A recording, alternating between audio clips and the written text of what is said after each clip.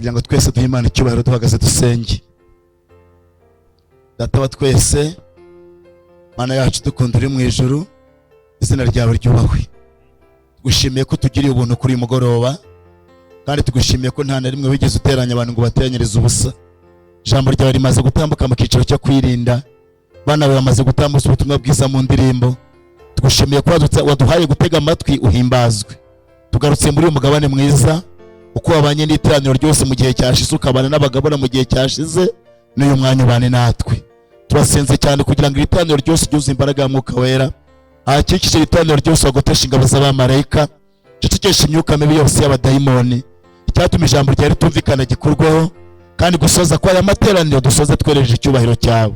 Urakoze ko byumvise, tubisabye Imana mu izina rya Yesu. Reka nanone kuri uyu mugoroba twongere dufatanyirize hamwe gushima Imana nk'uko gahunda iri, kandi dushimire Data wa twese wakomeje kurinda ibihe byose twasize inyuma, yaba ari kuva ku isabato kugeza kuri uyu munsi. Ku uyu munsi ni wa kane dutangiye amateraniro yacu, yaba ari gahunda zatambutse, abaririmbyi, uwigishije icyigisho cy'ubuzima. Reka mbabwize ukuri, nta jambo na rimwe Imana yandikishije ritambuka mu matwi yacu ari ryo gupfa ubusa. Iryo ari ryo ryose ritambutse aba ari ryo gukiza mwene muntu. Imana rero yabiteguye neza kandi yabikoze neza, icyubahiro kibi cyayo. Twongeye gutangaza ko uyu ari umunsi wa kane turi mu materaniro yacu. Twatangiye amateraniro ku itariki 18 z'ukwezi kwa 11, tuzayasoza ku itariki 2 z'ukwezi kwa 12. Niko gahunda iteye. Mwakoze kuza kutubera amaboko, abahageze mwese Uwiteka duhana umugisha mu izina rya Yesu. Abo twari kumwe ni mugoroba mu isomo twiganye icyigisho cyavugaga ngo icyo ushaka uzagenza gute. Kandi koko n'uburyo twabonye ni ukuri, twabonye ubari impumyi, ariko kuko guhuma kwe kwari kumubabaje, gihe kimwe yifuje gukira kandi yarabyifuje arayibona rwose.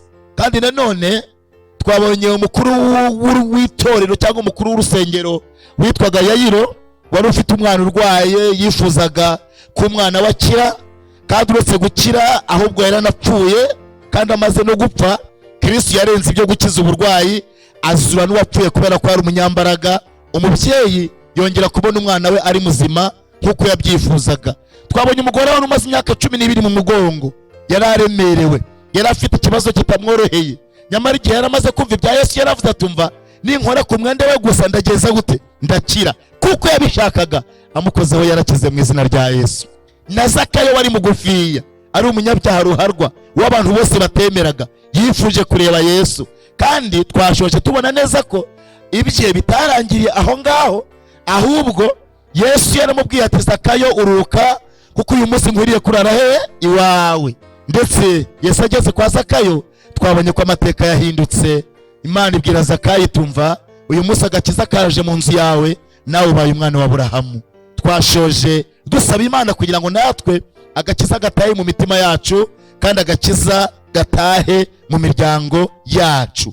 Byibuze kwa rukwevariwa kugira ngo n'abatari bahari bumve neza umurongo w'ibyo turiho n'ibyo turiho twiga.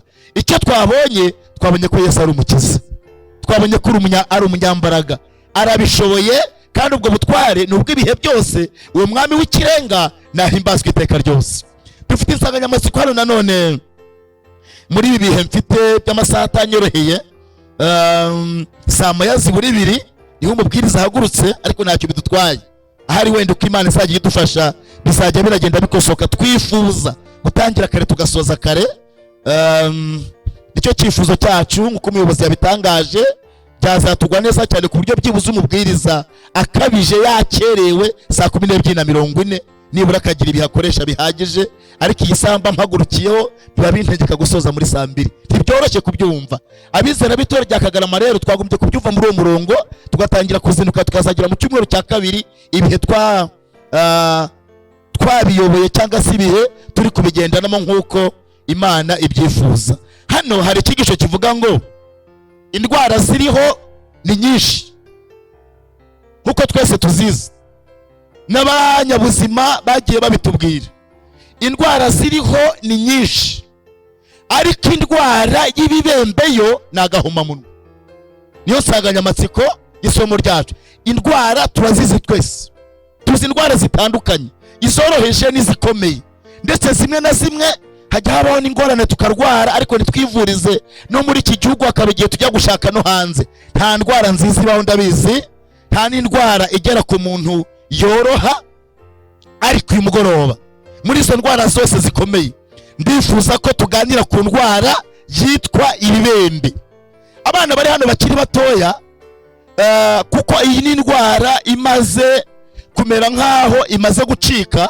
Ngira ngo n'abaganga kuri raporo bagenda batanga yerekana uko isi imeze, ubona ari indwara imaze kugenda isa nkaho iri gucika. Ariko hirya no hino ku isi hamwe na hamwe ugenda wumva iyi ndwara igihari yidegembya. Reka mbabwize ukuri, iyi ndwara indwara ni indwara ifata ku ruhu, indwara y'ibibembe.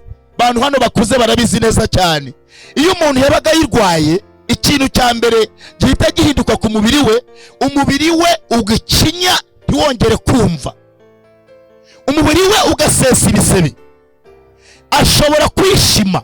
Uwarwaye ibibembe mu gisebe kiri ku mubiri aho yakwishima hose, agacukura isimu ava amaraso atumva ko ari kubabara. Ntimugira ngo ni indwara yoroheje. Indwara y'ibibembe imaze kurenga urugero, umuntu ashobora kuba agenda ugutwi kugacika ntamenye ko kwatakaye. Bivuze ngo imyanya yumva y'umubiri iba yarapfuye.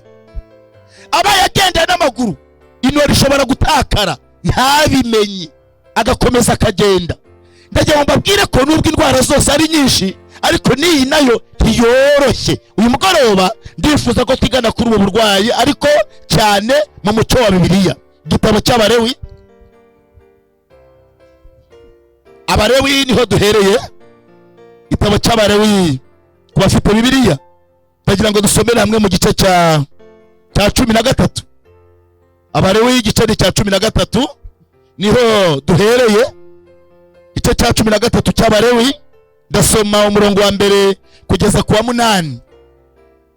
Haranditse ngo, Abalewi igice ni cya 13, munyihanganire mpagere sanze nari ndambuye hatariho. Abalewi igice cya 13 murongo wa mbere kugeza ku wa 8. Ku bafite Bibiliya mureke tujyane, ndabona mpageze neza rwose. Haranditse imbere yanjye ngo, Uwiteka abwira Mose na Aroni ati, umuntu nagira ku mubiri we ikibyimba cyangwa igikoko ku mubiri we, cyangwa ibara ry'amera kigahinduka ku mubiri we nk'umuze w'ibibembe, bazamuzanire Aroni umutambyi, cyangwa umwe mu batambyi bene Aroni. Umutambyi asuzume umuze wo ku mubiri we, niba ubwoya bwaho uwo muze uri buhindutse umweru, akawubona nk'ugeze munsi y'uruhu, uwo muze uzaba ari iki? Twese hamwe majwi make cyane. Uwo mutambyi amusuzume, atangaze cyangwa avuge ko agenje gute. Nayibonye ko mutafite birumvikana, kandi sinanabarenganya. Bishobora kuba mutashobora no kubisoma, kuko aho muri wenda urumuri rudahari, cyangwa se wenda mukaba mutanazizanye. Hano batubwiye ngo mu Bisiraheli buri wese yagombaga kuba yigenzura neza. Ku mubiri we haramuka hajeho ibikoko cyangwa se ibintu bisa n'amagaragamba, ibyanditswe byatubwiye ngo umutambyi amusuzume, ko hano bavuze arebe umuze uri ku mubiri we, ko batubwiye ngo ubwoya bwaho uwo muze uri nibabona buhindutse umweru, uwo ni umutambyi cyangwa bene Aroni bari mu muryango w'abatambyi, niba bari bemerewe kureba neza no gusuzuma. Umurongo wa 4, ariko niba abonye iryo bara ry'amera ryo ku mubiri we kiritageze munsi y'uruhu, ubwoya bwaho ntibube buhindutse umweru, uwo mutambyi akingirane uwafashwe n'uwo muze, amare iminsi 7. Ku munsi wa 7 uwo mutambyi amusuzume, nabona uwo muze ugumye uko wari utakwiriye ku mubiri, uwo mutambyi yongera amukingirane iminsi 7. Ku munsi wa 7 uwo mutambyi yongere amusuzume, nabona uwo muze utakigaragara cyane, utakwiriye ku mubiri, avuge ko adahumanye, bizaba ari ibikoko, uwo muntu amese imyenda ye azaba adahumanye. Murongo wa 7. Ariko niba ibyo bikoko bizamukwira ku mubiri, amaze kwiyereka umutambyi guhumanurwa, azongere yereke umutambyi, uwo mutambyi amusuzume, nabona ibyo bikoko bimukwiriye ku mubiri, avuge ko ahumanye, kandi ibyo bizaba ari iki? Twibukiranye neza ko urugendo rw'Abisirayeli twese tuziranyeho, uko bagendaga ari abantu benshi cyane, kandi kubera ko indwara y'ibibembe ari indwara yandura, igihe cyose babaga bari mu ihema bagenda cyangwa se bari mu rugendo, aho babaga bacumbitse kugira ngo bongere bashingure amahema yabo, baga ku mubiri we aboneseho ikimenyetso kigaragara nk'igikoko cyangwa se nk'amagaragamba, barihutaga cyane bakabwira umutambyi bati ngwino urebe, kandi ishyano ryaguye, turi kubona ibidasanzwe hano ku mubiri w'umuntu. Umutambyi akaza akamureba, ikintu cyahitaga gikurikiraho ni iki? Icyambere, bamuvanaga mu iteraniro, ntabwo yari yemerewe kongera kubana n'abandi, batinya ko yakwanduza iteraniro ryose. Akagenda ngo akamusuzuma, akareba neza kuri uwo mubiri, akamwitegereza neza, yabona bidasobanutse bakamujyana mu nzu bakamukingirana iminsi ingahe? Erega twite kuri iki, iyo minsi 7 abagenzi bose babaga bakerewe kugenda, bategereje umuntu ukingiranye iminsi 7, itangazo umutambyi azazana. Cyari ikibazo gikomeye cyane mu rugendo. Iyo umutambyi yamusuzumaga, akabona ibyo bikoko byakomeje gukwira umubiri wose, akabona biri kugenda byaguka byakwiye umubiri, yarazaga agatangaza akavuga tumva kanivugira izina ryanjye, mwe ntago nzi amazina yanyu. Akavuga ati njyewe ndi umutambyi Aroni, ariko mu ihema ryo kwa Damascene dutangaje ko Damascene agenze gute? Ahuma, arwaye iki?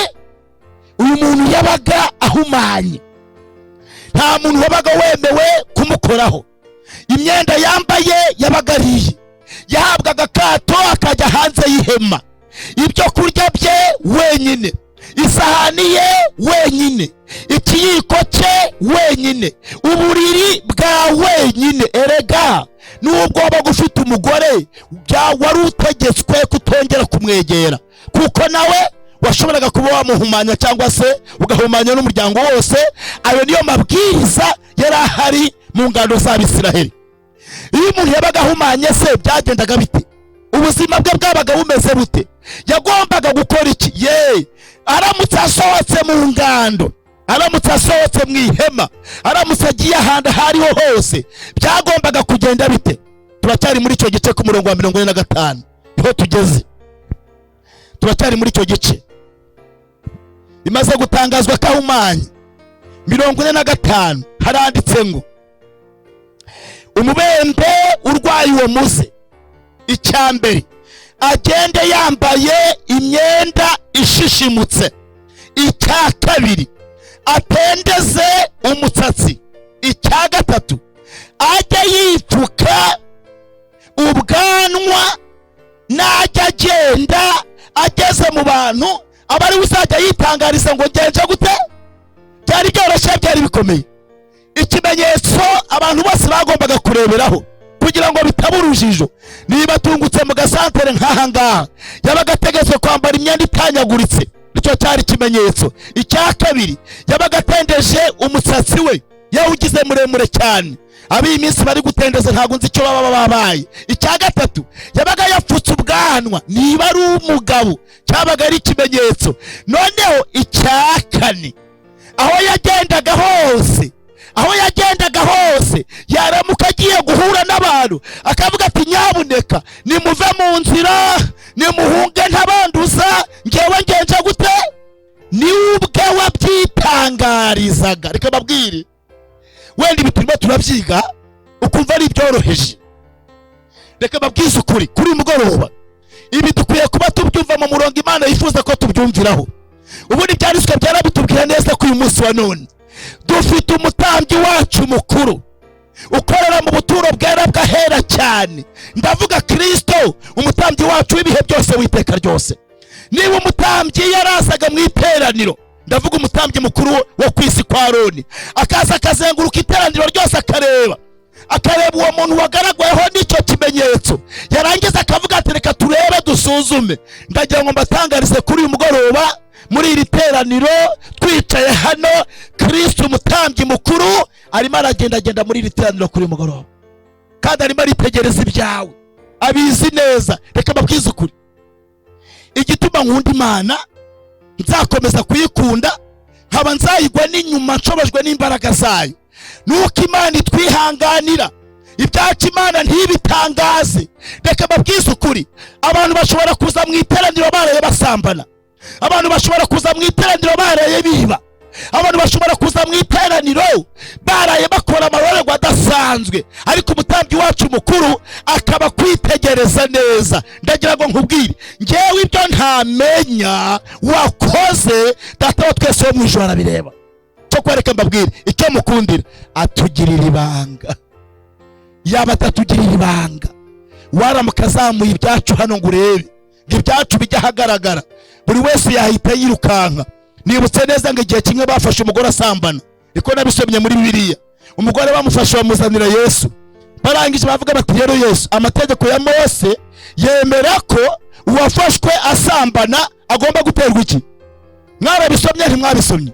Hakoreka babaza, umuntu asambana wenyine? None se kuba bamuzanye ngo yafashwe asambana, uwo basambanye yarindi? Ikanacyo ni ikibazo, ni nacyo cyari hohoterwa. Umuntu asambana wenyine gute? Nyamara abari bamuzanye bamushoreye ngo yasambanye akwiye guterwa amabuye, mu ijoro ry'ejo hari harimo abamusambanije, n'abari basambanye nawe bose bari bazanye nawe biteguye gutera amabuye. Maze baraza, uwo mugore bamushyira imbere, inteko y'abantu benshi irahagarara bati rero tanga umwanzuro ushingiye icyo amategeko ya Mose ateganya. Dore ikintu Yesu yakoze, yanditse hasi ati Rudoviko, nawe uyu mugore ku wa gatanu nimugoroba waramusambanije. Yabisoma agahita yiruka. Yesu akongera akandika ati rero ati namenye ko na Matiyasi ku itariki 20 z'ukwezi abantu bose barahunze urusorongo, ntawe ubirukankanye, abantu bose baragenda. Umugore we yaracuritse umutwe ategereje kubatanga uburenganzira bagasekura agapfa. Ariko reka babwize ukuri, ngo Yesu yagiye kubura umutwe na wa mugore bari bazengurutse. Dore ikintu yabonye, uyu mugore yabonye ikirundo cy'amabuye kiri iruhande rwe. Buri wese yari yazanye ibuye, ategereje kubatanga uburenganzira ngo bakureho ikizira. Nyamara bashaka gukuraho ikizira n'abari ibizira birenze wa mugore. Maze ngo uyu mugore yari yunamye ategereje gupfa, yegutse iruhande rwe abona ikirundo cy'amabuye. Abaza umugore ati ariko se bada, abakuregaga bari hehe? Umugore avuga ati nanjye ubwanjye ntago mbizi. Areba uwo mugore w'umunyabyaha wari warenganye nawe abaje kumwicara abanyabyaha, aravuga ati mada, rero nanjye singukireho iteka, ndakubabariye, genda ntukongere gukora icyaha, umwana w'Imana ararokoka, sinjye wahera, Imana ihimbazwe. Nshuti, ibyawe kuri uyu mugore Imana ibisambuye wabigenza ute?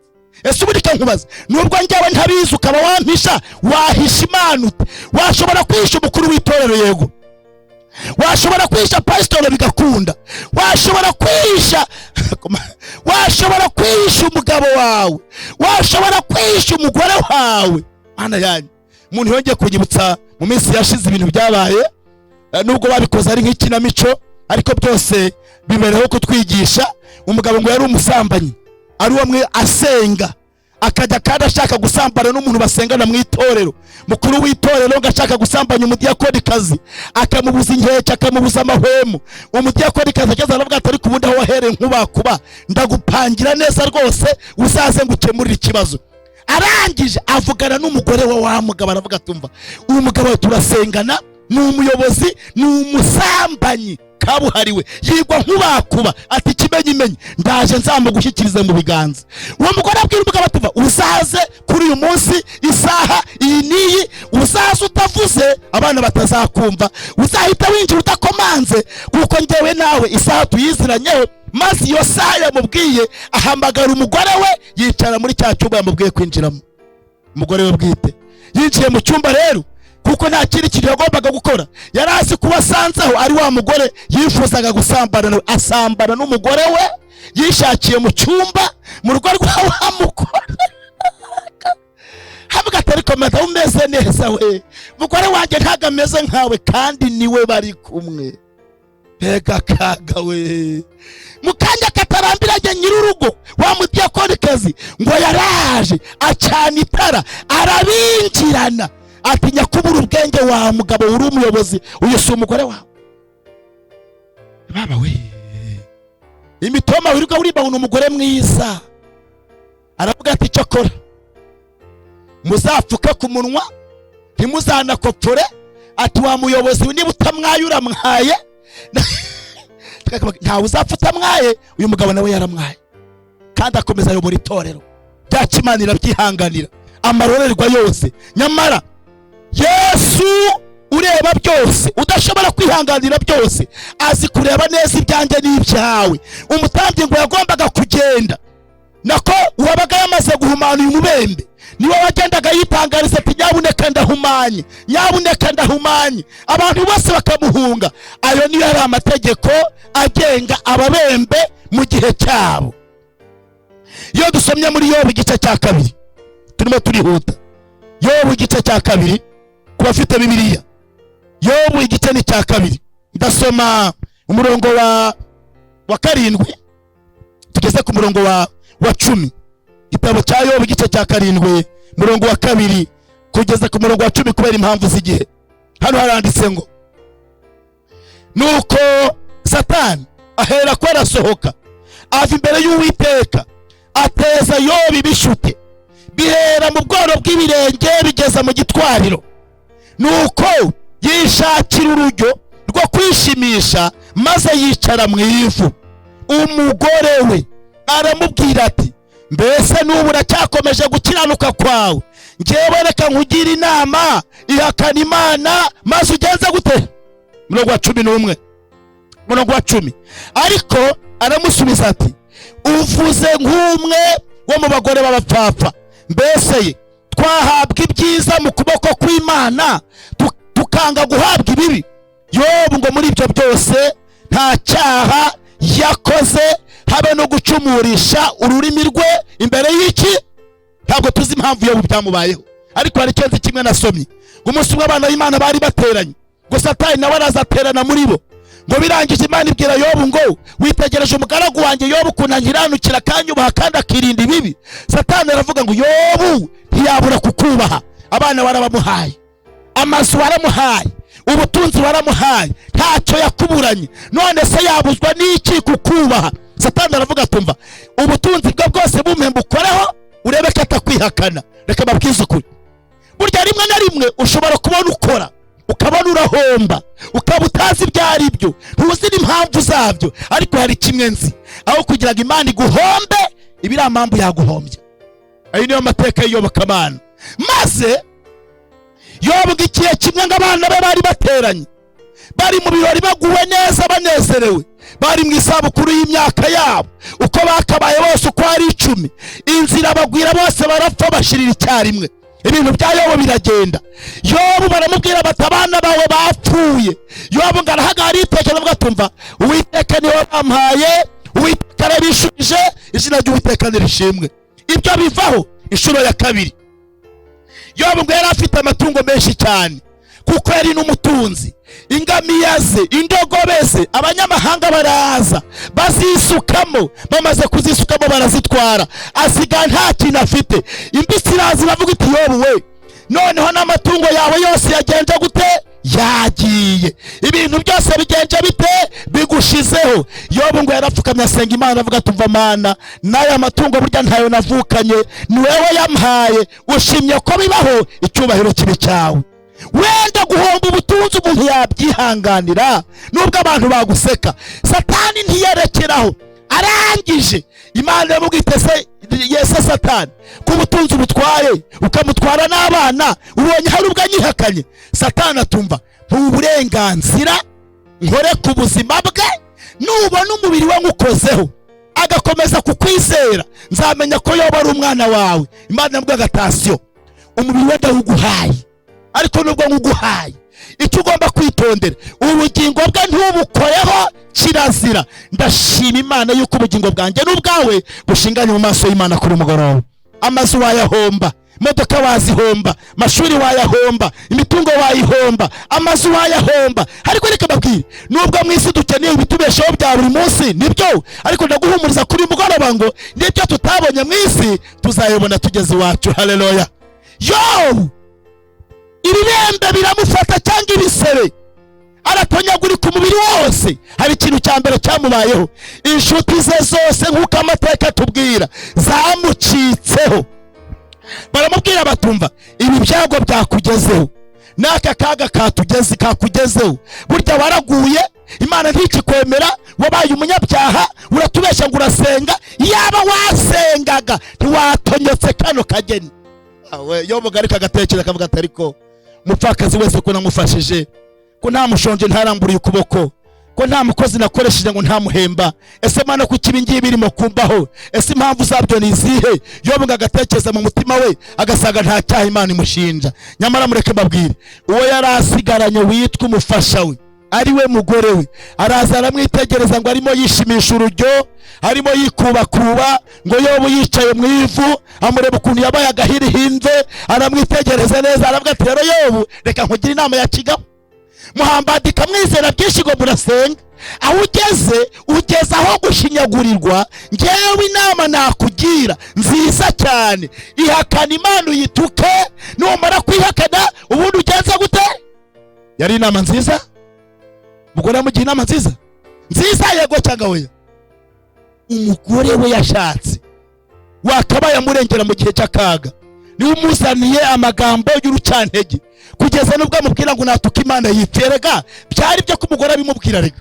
Yavuga ati ariko ubundi iki kintu kimaze kuba igihirihinze, ubundi ko cyatinze gupfa, ubu kiramutse kinagagaye abasore beza nababona, uruntu rwo ntabwo ruzapfa vuba rugikomeza gusenga. Reka nubwire rutuka Imana, nirurangiza rugenze rute? Ruhirime rugende, abo kunkura ntabwo nzababura. Reka babwire, munyumve neza, abagabo beza babaho ndabizi neza, n'abagore beza babaho tubiziranye neza, abagabo babi nabo babaho, n'abagore babi nabo babaho. Ariko muri uyu mwanya, muri iri somo, uyu mugore yarahagaze mu mwanya mubi, yarahagaze nk'umugore mubi. Njyewe hari icyo ntekereza, umuntu aramutse ari hafi gutandukana n'Imana, ndavuga ari ku murongo wo gupfa, tekereza ko ahubwo umurage wamubwira utumva iyegereza Imana, niyo wava mu mubiri none ahawe hazabe heza. Arimo aramubwira gutuka Imana ngo apfe. Mbega inama y'ubugome. Reka babwize ukuri, ese ubundi kababaza, wa mugore we kubana n'umugabo we mukize umunsi mwakenye muzabana? Ese ubundi kankubaza, ubu ni mubana mwari mufite iki? Kuki mubana mukize ariko ibintu byamara kugabanuka ukavuga yari bosi mufite ibintu, none ibintu birarangiye abaye mafene ari papa w'abana?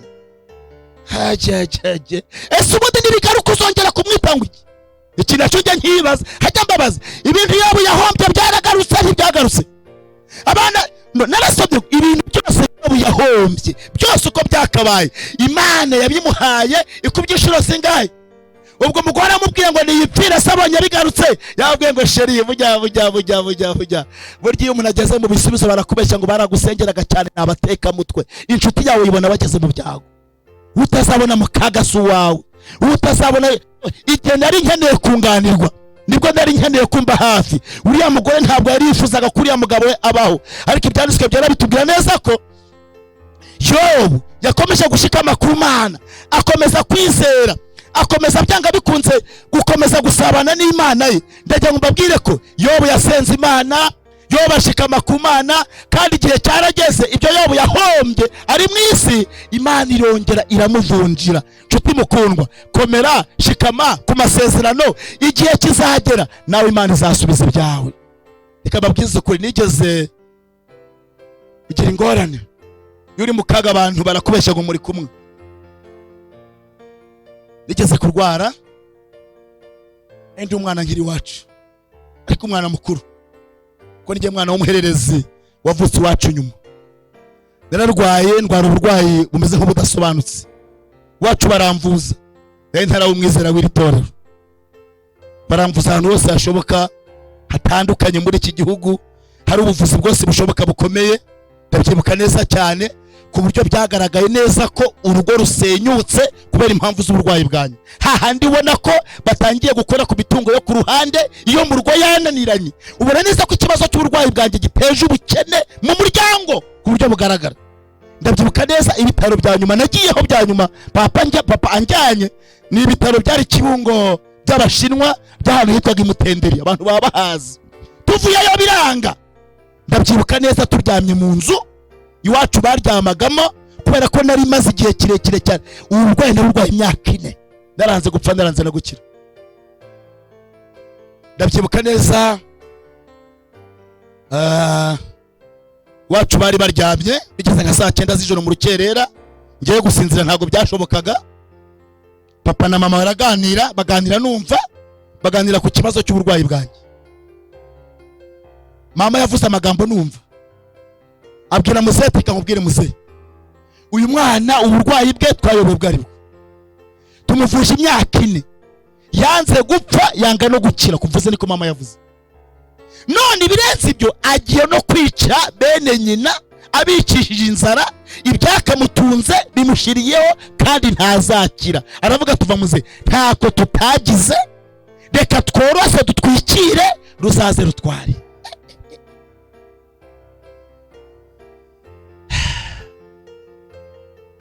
Aya magambo narayumvise cyanteye kwibaza, ndavuga ngo ariko Mana, ubwo mama wambyaye ankuyeho amaboko yarampetse nkamuvuna, maze kumenya neza ko maze guteza ikibazo umuryango kandi koko byari byo, ababyeyi barimo barashaka komfa.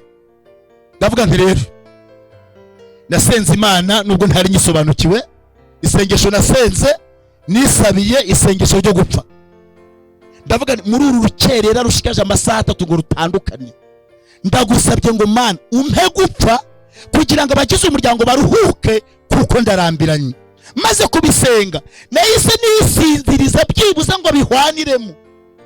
Ntabwo nzi ukuntu byagenze nisinjirije nsinzirira ko nge nibwira ngo niko abantu bapfa. Maze kubera ibintu byima ndasinzira bitigeze bibaho. Ngiye kugira ibyago, niba ari ibyago kuri nge isuba rya saa 2 ryarashe, ngiye kumva numva ndakangutse. Mbabazwa nuko ntapfuye.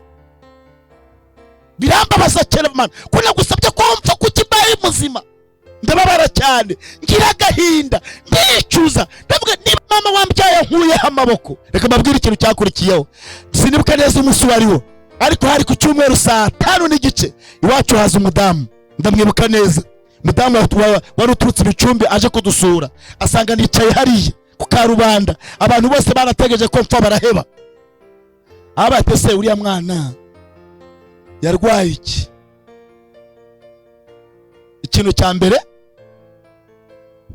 nta muntu n'umwe wacu wari ukeneye ko bababaza amakuru y'ibijyanye n'umwana umaze imyaka 4 yaranze gupfa.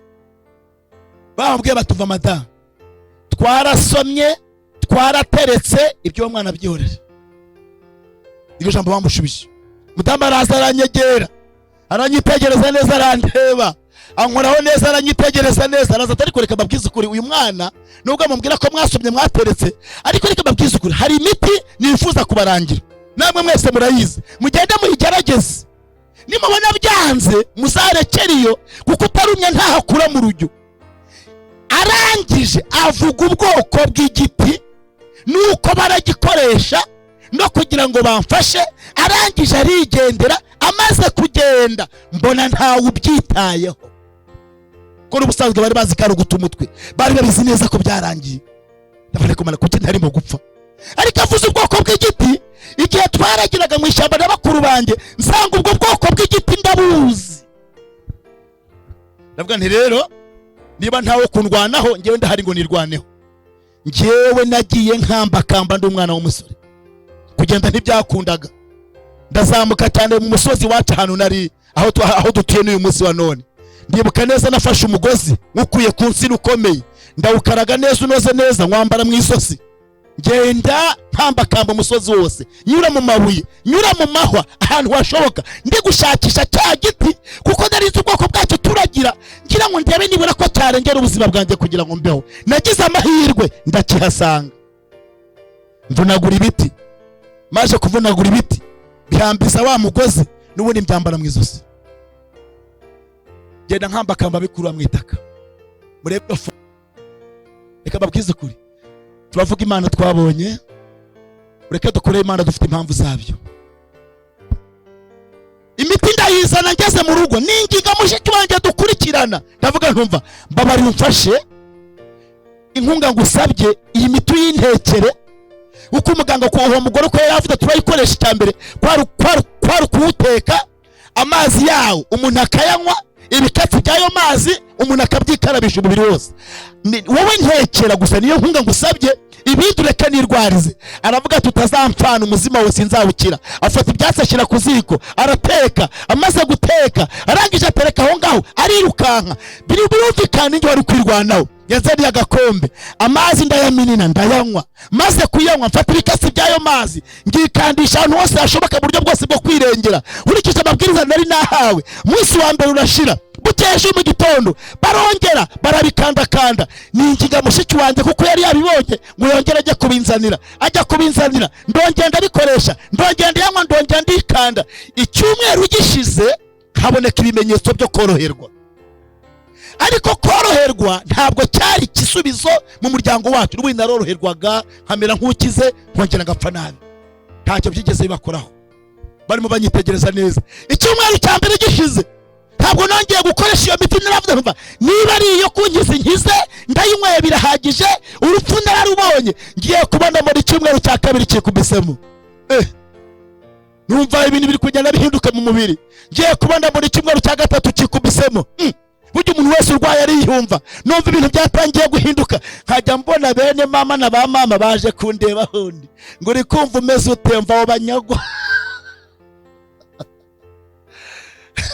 Batangiye kumwara, burya barakubeshya ngo baragusengesha ntibishoboka, wowe umubona mu byago. Icyumweru cya kane kikubiseho, babona ukwezi kurahise. Reka babwize ukuri, kuva icyo gihe kugeza uyu munsi wa none ndi umugabo ushaje ufite imbaraga, sintaka n'umutwe.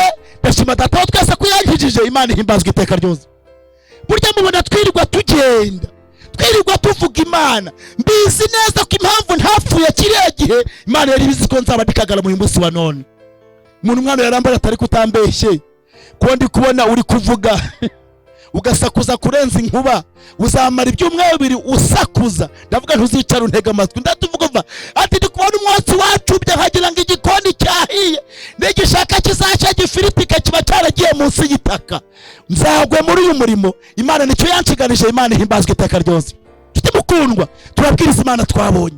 Imana yacu irakiza, Imana yacu ifite imbaraga. Impamvu Imana yagusaguye nanjye kansagura, hari icyo Imana yifuza kudukoresha muri iyi saa ya nyuma iheruka. Ndasaba Imana kugira ngo ibiguhishurire. Igitabo cya kabiri cy'Abami, igitabo cya kabiri cy'Abami, igitabo cya kabiri cy'Abami, igitabo cya kabiri cy'Abami. Ndimo ndifuza kwihuta cyane kugira ngo tuze kureba neza niba hari icyo byadufasha. Igitabo cya kabiri cy'Abami, ndifuza ko hari icyo tubasoma mu gitabo cya kabiri cy'Abami, igice ni cya 5. Ijambo ry'Imana hari icyo ritubwira mu gitabo cya kabiri cy'Abami, igice ni cya 5. Tuhasanga aya magambo. Uhereye ku murongo wa mbere haranditse ngo Namani umugaba w'ingabo z'umwami w'i Siriya yari umutoni kuri shebuja kandi w'umunyacyubahiro, kuko ari Uwiteka yaheshaga Abasiriya kunesha. Yari umugabo w'umunyamaboko kandi w'intwari, ariko hejuru y'ibyo yari umubembe.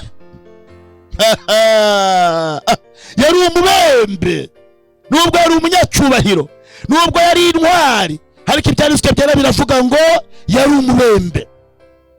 Turakomeza kuri murongo wa kangahe? Icyo gihe Abasiriya bajyaga batabara bakareba imitwe y'abanyazi. Bukeye bajya mu gihugu cy'Abisiraheli, banyagayo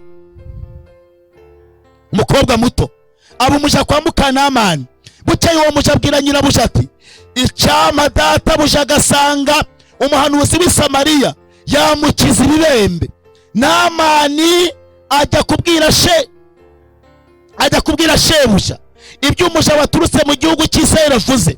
Nuko umwami w'Isiriya byumvise abwira Namani ati haguruka ugende, nanjye ndandikira umwami w'Abisirayeli urwandiko. Namani ahera ko aragenda, ajyana itara z'ifeza n'ibice 10 by'izahabu bitandatu by'imyambaro yo gukura mu 10. Nuko ashyira umwami w'Abisirayeli urwo rwandiko rwari rwanditsweho ngo arewe. Nuko rero urwo rwandiko nirukugeraho, umuyobozi wandika undi muyobozi, mwohereje umugaragu wanjye Namani ngo umukize ibibembe. Umwami w'Abisirayeli amaze gusoma urwo rwandiko ashishimura imyenda ye, aravuga ati ariko uwo mugabo kunyohereza umuntu ngo muvure ibibembe, ni njye Mana yica kandi Imana ikabeshaho? Nuko nimubitekereze, ndabinginze mumenye yuko ari ukunyendereza. Murongo wa 8. Nuko Elisa umuntu w'Imana yumvise ko umwami w'Abisirayeli yashishimuye imyenda ye, amutuma hati niki gitumye ushishimura imyenda yawe? Mureke nsange. Aramenya ko mu Isirayeli hari umuhanuzi. Imana ihimbazwe iteka ryose. Reka babwize ukuri icyane Imana kuri mugoroba, ngira ijambo ryumvikane neza. Namani umugaba mukuru ingabo za Siriya. Iyo tuvuze umugaba mukuru ingabo za Siriya ntugire ngo ni umuntu woroheje. Batubwiye ko yari umunyamaboko, yari intwari, yari umunyacyubahiro. Aho yagabaga ibitero hose yaratsindaga, yari afande mu ngabo za Siriya. Nyamara kuko ibyago ntawe bitageraho, nawe yararwaye ibibembe. Yararwaye iki? Bya bindi twahereye haraguru. Icyambere yari yarivuje ahantu hose hashoboka. Urumva umukuru w'ingabo mu gihugu nta bitaro na bimwe bitamwakira, nta serivisi nimwe atahabwa, ariko hose yari yarivuje ubuganga gukira, akubita hita akubita hino, ibintu biranga. Nyamara igihe ngo yari yateye mu Isirayeli, banyaze abantu benshi barabazana ngo banyaga agakobwa gatoya katari n'agakuru cyane. Reka babwire, nubwo karakana ku bwoko bw'Imana, Imana ihimbazwe iteka. Kabwira nyirabuja katumva, yitegereje afandi wo nguri muri toni, ukuntu urushira rumo ruzamuka muri simoko, havuga ati ariko databuja aramutse yemeye akajya iwacu mu Isirayeli hari umuhanuzi kandi yamukiza. Arewe umwami w'Abasiriya yandika lettre officielle, yandikira umuyobozi w'Abisirayeli ati afande wanjye mukimubona, niba abantu bari ku murongo mwigize y'abandi kubera impamvu z'akazi, icyambere mumwihutishirize, mumukorere neza, byihute neza cyane. Namwe muramubonera umunyacyubahiro, kuko warwaye wese ntaho adapfunda imitwe, kandi ubabaye wese ntaho batamurangira. Maze afande Namani afata convoy, niba zari ziriho, afata mescotier, barangije baramanuka kubera ko yumvaga ashaka kugenda mu cyubahiro, ajya kureba umwami w'Abisirayeli. Umwami w'Abisirayeli ati kandi abantu basanzwe batwendereza, baje gushora intambara. Umwami abuze igisubizo, ngayo makuru agera kuri Elisa. Elisa yari umuhanuzi w'Imana, Elisa yabaga i Dotani. Maze atuma ku mwami, aravuga atumva mwami wishishimura imyenda yawe, wicogora uri umuyobozi, wita agaciro kandi dufite Imana, mubwira amanuke asange mu biro byanjye, kandi nahagera aramenya ko mu Isirayeli hari Imana. Umuyobozi aramanuka n'abamwesikotinze benshi cyane, baramutse bahageze kwa Elisa.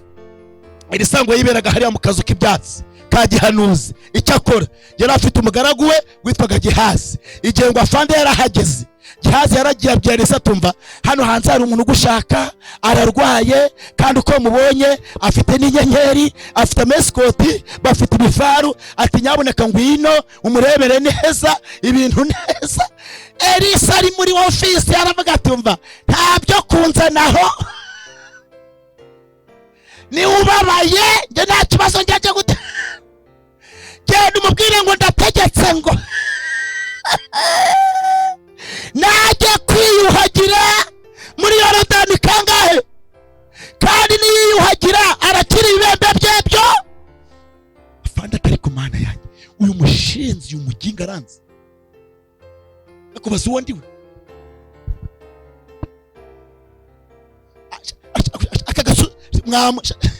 Mwaritse nkaho twitaho, narinzi ko byibuze araza akareba uburwayi ndwaye, akarembarembyaho intoki, agakonsirita nka fande ku buryo bwo.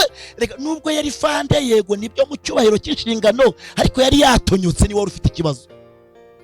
ese Isiraheli afite ikihe kibazo? Arimo arirega ariko urushaho rurimo rurazamuka.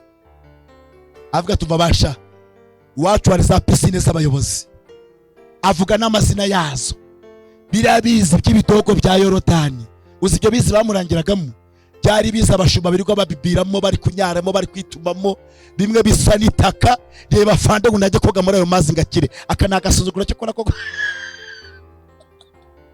Avuga tuwaye mukate tugende, batari ko databuja kurwaye, bakaba bakubwiye aho urakirira, none wapfuye kubigerageza ukajyayo, none se uragenda uvuga ngo ubuze umuti. Ati no, biriya bitogo ntago nabijyamo. Bakomeza guhatiriza binginga, ajyayo bimeze nko gusunika, agikubita amazi aravuga tumva aya mazi ntagara y'abayobozi. Abashumba nabo bari muri ibyo bitogo bahita bavamo, bagara hakurya bambaye n'ubusa bati batemuza batangira gutanga.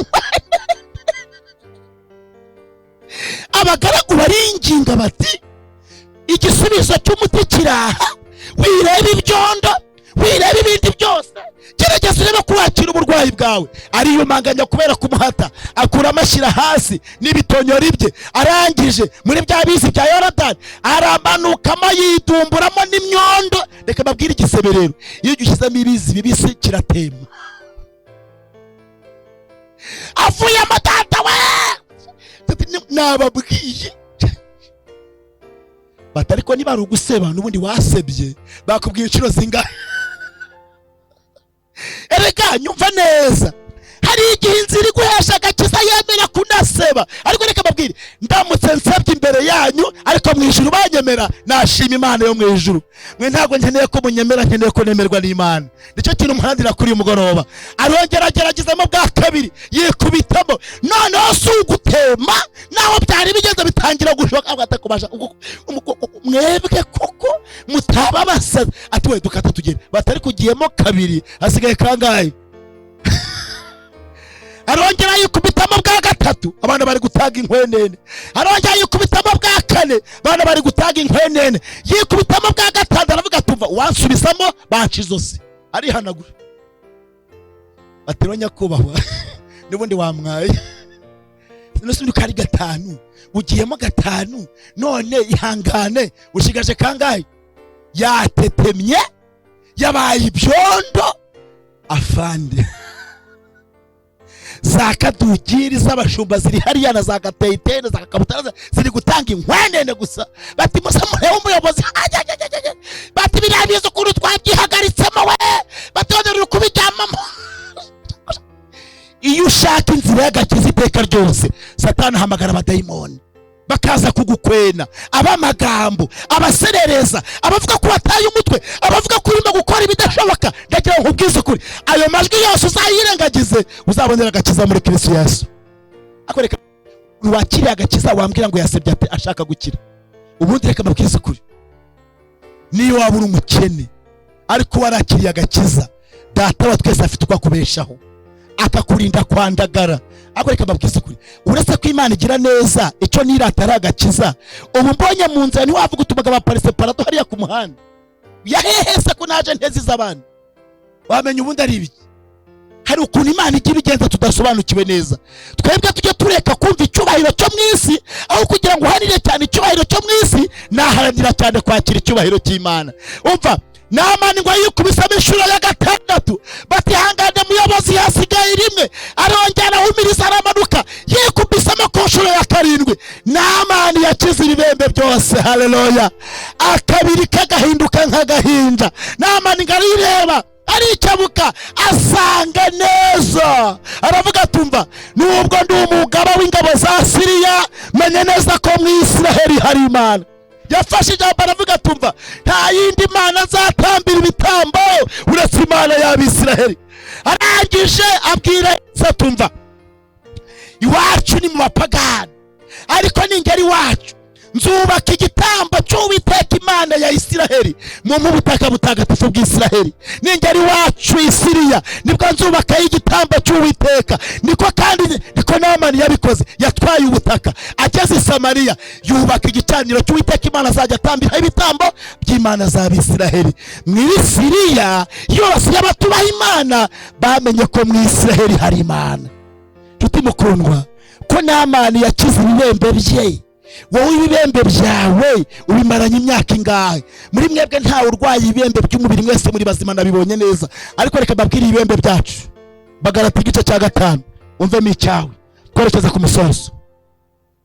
Abagalati igice cya 5, Abagalatiya igice cya 5 turimo turasatira umusozo. Bagalatiya igice cya 5.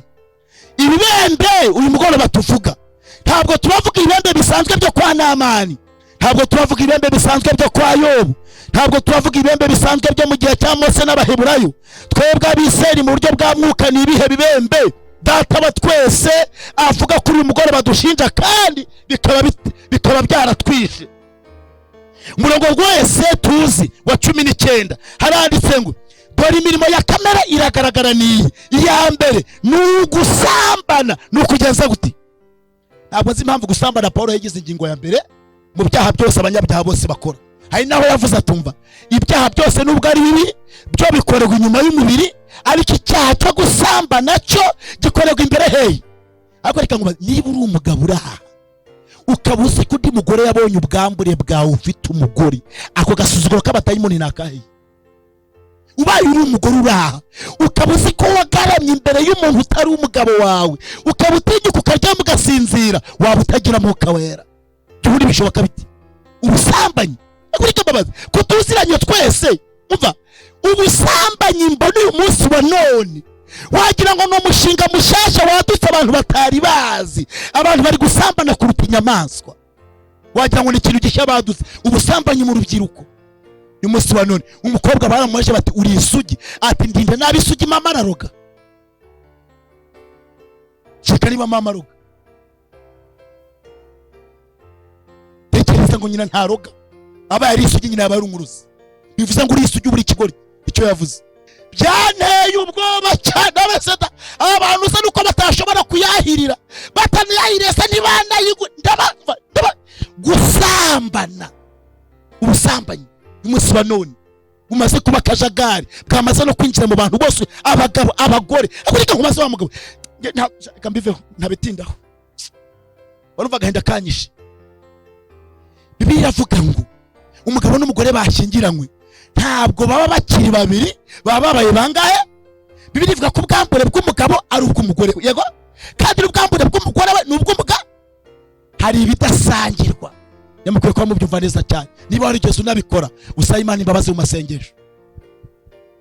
Gusambana niko Paulo yavuze, arangije aravuga ngo gukora ibiteye isoni n'iby'isoni nke, no gusenga ibishushanyo, no kuroga, akurahi, no kwangana, no gutongana, ishari.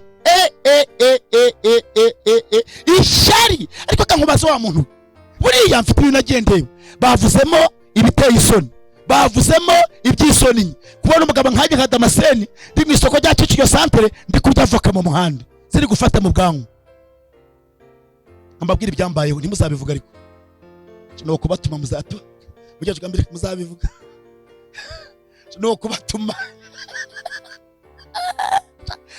no kubatuma murapfa. Mwaje no reka mbatume nta kundi. Ivuna rya mbere nakoze narikoze mu mwaka wa 2000, rikora ahantu bita muri Rusheshi. Ivuna ryiza cyane ryabere mu centre yitwa mu Ngarama, tubatuza abantu benshi. Cyari rya mbere nkoze ndikugerageza. Korari isa kuririmba yambutse Nyabarongo, isa kuririmba iwacu. Nari ngiye umusore icyo gihe, twaranguraga imyaka ahantu hose mu Bugesera, twizana Kigali ku magare. Nari nkigira imbaraga, tugiye kurangura imyaka iririma mu isoko, twaranguraga ibishyimbo, amasaka, ibintu byose tukabizana hano muri Kigali. Noneho tugezeyo twagendaga turi itsinda, ariko iri tsinda ubundi ryitwaga abadahambana. Uramutse urangaye baragusigaga mu nzira. kandi ukavuga uti abantu nibansiga igare ryanjye riramutse ripfuye ntawamfasha, nguye ntawanyegura. Twakoraga igishoboka cyose ku buryo ntawusiga undi. Tugeze mu isoko rero, imyaka twayakaga abaturage bari ku mutwe, tukavugana tukamenya hera kuri shitingi, tugafata. Mbona abahungu turi kumwe bari gufata imyaka, bari gufata n'amandazi mu isoko. Ndavuga ni kandi ubwo batangiye kurira mu isoko ntabwo turi buze kujya kurya, nanjye ndabwiriwe birarangiye. Bankubitanye n'urukarito rw'amandazi. Umuntu wari ugwikorera ndagasanga n'ururindazi rungana n'uyu mutwe wanjye. Binangahe bati n'ijana. Mbandaro yoya mu isoko ndarufungagura. Ndikujya mbaza n'ibishyimbo. Amandazi ubuto ku munwa bintu byakaze. Igihe nari ndimo ngenda gutya umuntu araza arampobera, turaho muyobozi mu isoko. Niko shawunzi ati twaje kuririmba mu mavuna yawe. Imana ishimwe yaranyihanishije na bugingo n'ubu nubwo kuka kaba kari gutera nta hantu nakwicara ngo nihanje byiteka ryose. Iby'isoni nke cyo turiho, isoni nke. Umuntu wese w'umwizera w'umukristo agomba kuba adashira isoni. Ntabwo twashize isoni ngo tugire isoni nke, tugomba kuba imfura mu bintu byose. Iby'isoni nke ibyo ni ibyaha cyangwa se ni ibibembe turiho twiga. Kuroga ngo kugenza gute? Ibyo kuroga bo ntabwo bitindaho cyane, ariko hari ahantu hamwe mu nsengero ujya bavuga ngo muhumbisha amaso dusenge, abantu bakarebera mu ntoki bati sasa mu rwo Rwanda bararusiga. Akajya senga ari kujya reba bati hano dusenga dukanuye mwitondeshe.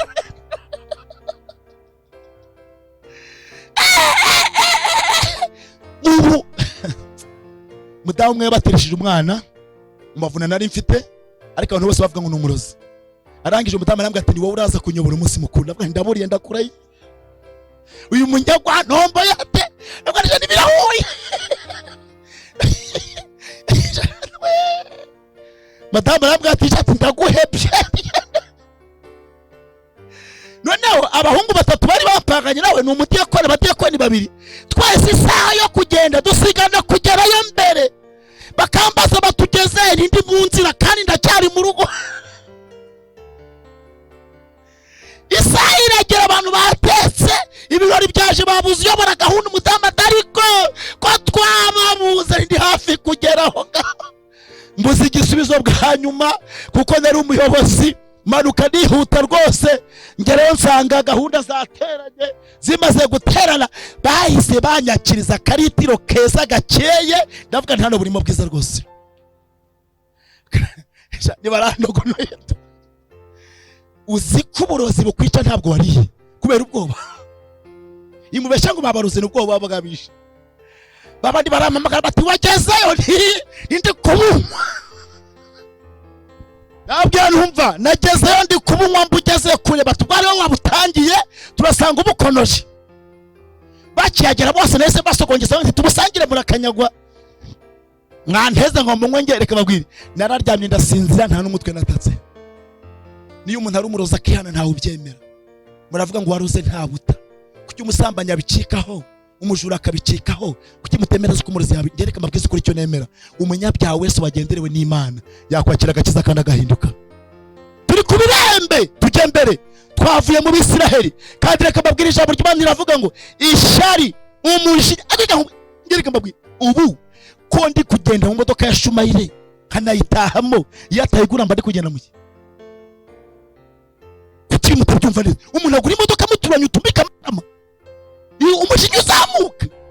Ishari rize reka nkubwize nubona umuturanyi wawe uguze moto n'urwara niyo bazaguhekaho. Gushira Imana ko Imana itanze umugisha mu mudugudu. Uri wa mushinya n'uwicura zurobaye.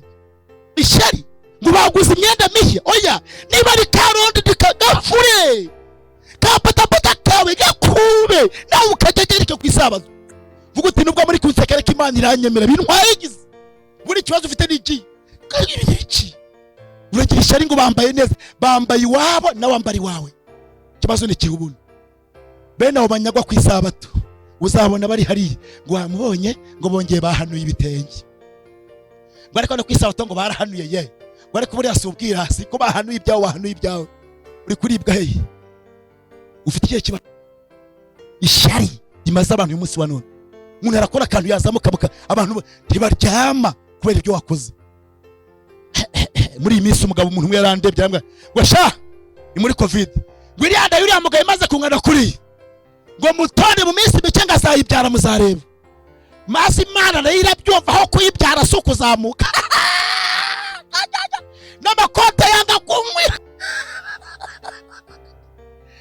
Ntabwo ariko ko mwabivuze mukamuzi ko mbizi ko mutarasaba n'imbabazi mw'abapagani mwe mwogakizwa. Ubundi inda yanjye nda yakubabaza ibishoro bijyamo n'ibyawe uzi hajyamo iki? Ibishoro bijyamo uzi aho biva? Ufite ikihe kibazo ubundi? Warebye yawe ndi ariko ubundi ufite ikihe kibazo? Hano bibyibuhiye warakaye mushinya n'ishyari ryabamaze, nta munyeshyari n'umwe uzajya mu ijuru bakujeho. Shoboka wanyura hese nibishoboka. Turi ku bibenda byacu twavuye mu Bisiraheli, kandi umutambyi mukuru twabonye wigwa azenguruka ari kureba ibikoko. Yesu umutambyi wacu mukuru ari gucekingira iteraniro ryose. Reka tujye mbere. Ishyari, umujinya, amahane, kwitandukanya, kwirema ibice, kugomanwa, gusinda, ibiganiro bibi n'ibindi byose bisa nk'ibyo, ndababwira ukuri nkuko nabibabwiye kera yuko abakora ibisa bityo nta n'umwe uvuyemo. Biravuga ngo ntibazaraga ubwami bw'iki? Nimwakira ijambo ry'Imana. Ntabwo ari njye waryandikije n'irya Data wa twese. Niba umutambyi mukuru yarasuzumaga akamenya ko hari ibibembe, ibi nibyo nshoboye kuvuga, nawe ufite ibindi wiyiziho, umujinya, amahane, ibyawe byose kubizi, kuko ntacyo uhishwe umutima wawe. Mbere yuko abantu bakumenya nawe ubwawe uriyizi, mbere yuko Imana ikumenya nawe ubwawe uriyizi. Ndasaba Imana kuri mugoroba, dufite umutambyi wacu mukuru ukorera mu buturo bwera bwo mu ijuru. Arasuzuma buri mwana w'Imana wese uri ku isi, ariko cyane cyane arasuzuma uwicaye ahangaha wese, asuzuma umutima wanjye n'uwawe. Ariko Imana ishimwe uko Namani yakize ibibembe agahinduka umwana w'uruhinja yari yarashize. Ndasaba Data wa twese kuri mugoroba Imana yongere kuturema bundi bushya. Intege nkeya zose twagize Imana itubabarire. Imana iduha agakiza ku buntu, yarabisezeranye no kubikora izabikora. Icyubahiro kibikira Imana. Ndibandi bavuga ati va kuri mugoroba Mana, ubwo ugenderera abandi nanjye ntundeke, wakire kwitanga kwanjye. Reka twese duhagaze dusenga Imana, buri wese abitekerezeho mbere yuko dusenga. Mu izina rya Data wa twese n'Umwana n'Umwuka wera, ndatinyuka kuvuga ngo byashoboka ko muri iri teraniro hari abizera bakagarama bagize intege nkeya z'ibyo twizera, ukumva rwose waracogoye, cyangwa ukumva wasubiye inyuma, cyangwa ukumva ufitanye ikibazo n'amahame y'itorero twizera.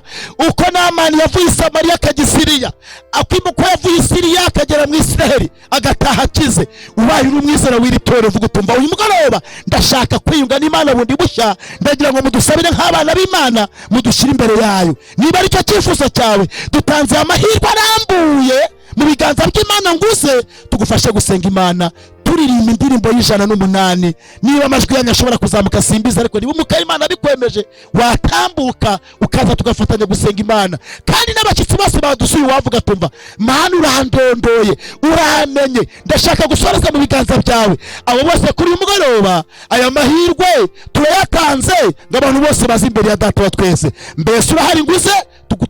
Turagutegereje, turagutegereje. Niba uhari turagutegereje, Uwiteka guhire. Turagutegereje nawe niba uhari ngwino, turashaka gusenga Imana. Uwiteka guhire. Nawe turagutegereje aho uri hose ngwino, Uwiteka guhire. Uwiteka guhire. Nawe ngwino turagutegereje aho uri hose. Wikwigurira hirya no ku ruhande, tabara ubugingo bwawe. Imana ikwakire. Nawe ngwino, turashaka gusenga Imana kuri mugoroba. Amena. Injira, injira. Amena. Wibere mu mahoro. Aragutarura, nta majwi numva. Aragutarura. Yego, nawe ngwino aho waba uri hose, turagukeneye kuri mugoroba. Amena. Dore umukezara. Igitero cya kabiri biremeye ko tukiririmba. Reka kuragiriza. Yego, yarakwitangiye, araguhamagara. nyabuna ngwino nawe wiyunga n'Imana, birashoboka. Turacyagutegera, tugiye gusenga Imana. Gira bwangu, uva mu kaga, ntugumye kwijyana, kaga karaje. Injira, yego. Aragutarura n'urukundo, ati wampabewe ngwino nsanga, dore umukiza arategereje, Yesu mwungeri. Icya gatatu biremewe. Ndagireza isega yateye, ngwishake intama zose zazemereye kure, ariko mwungeri mwe.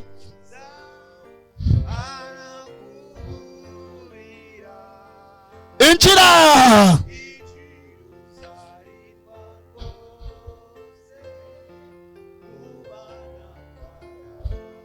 aragutarura,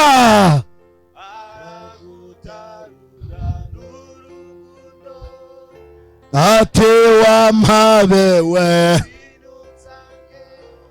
dore umukiza arategereje.